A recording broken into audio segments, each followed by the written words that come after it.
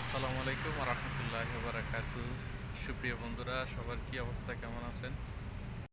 বন্ধুরা দেখেন, মাশাল্লাহ, এক একটি গাছে কি পরিমাণ খাজুর ধরছে। আর এই খাজুরগুলো আসলে অনেক পরিচর্যা করা লাগে। যেমন কি এই যে এখন রশি দিয়ে বেঁধে রাখছে এই খাজুর গাছের ডালের সাথে, নয়তো বা এগুলা ভেঙে যাওয়ার সম্ভাবনা খুবই বেশি থাকে, সেজন্য এগুলো বেঁধে রাখে। আর এটা হচ্ছে হুবহুব আমাদের দেশে যেরকম তাল গাছ আছে ওইরকম তাল গাছের মতো, যত কেটে পাতলা করে দেওয়া যায় এই ভিড়গুলো ততই খাজুরগুলো বড় হয়, ভালো হয়। এই যে দেখেন, আরও আসছিল, ওনারা কেটে পাতলা করে দিছে, সেই জন্যে এই খাজুরগুলো এখন বড় হবে। এছাড়া আরও অনেকগুলো আসে, বিশেষ করে 6টা ভিড় অথবা 8টা ভিড় রাখে। 6টা ভিড় 8টা ভিড় এনাফ, তাহলে খাজুরগুলো ফলন অনেক ভালো হয়। আমি দেখানোর চেষ্টা করতেছি। এই যে দেখেন, মাশাল্লাহ, কি পরিমাণ খাজুর আসছে। এই যে আরেকটি গাছ, এই যে দেখেন, এটা প্রায় বাগানের মতোই, এখানে অনেকগুলো খাজুর পাকছেও। এই যে নিচে আছে, এগুলো সবগুলো তুলসী গাছ। মাশাল্লাহ,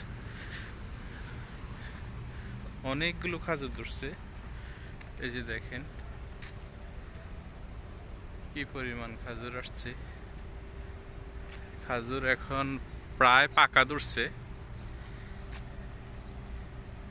দেখেন, মাশাল্লাহ, অনেকগুলো খাজুর ধরছে। আর খাজুর এমন একটি ফল যেটা সারা বছর রেখে খাওয়া যায়, 2-3 বছর পর্যন্ত শুকিয়ে খাজুর খাওয়া যায়। আর এটা পাকার পরে এটা বক্সের ভিতরে করে ফ্রিজের মধ্যে রেখে সারা বছর খাওয়া যায় পাকা খেজুর। এই খেজুরের মধ্যে অনেক ভিটামিন রয়েছে। বিশেষ করে আরব দেশে যারা আছে তাদের প্রিয় ফলের মধ্যে সবচাইতে প্রিয় হচ্ছে এই খাজুর। দেখেন, এই গাছটার মধ্যে মাশাল্লাহ অনেক খাজুর আসছে। আরও এই যে ছোট ছোট আরব দেশে আমি দেখছি ছোট ছোট গাছের মধ্যে অনেক খেজুর ধরে, একবারে অনেক গাছ আছে মাটির সাথে বীজগুলো লেগে থাকে, অনেক খাজুর আসে। এই যে দেখেন, এই যে এখানেও আছে।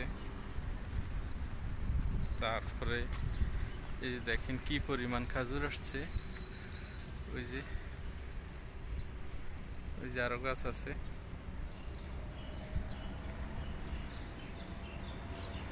অনেক সুন্দর, যখন খাজুর ধরে তখন অনেক সুন্দর লাগে। এই যে দেখেন, মাশাল্লাহ, অনেকগুলো খাজুর।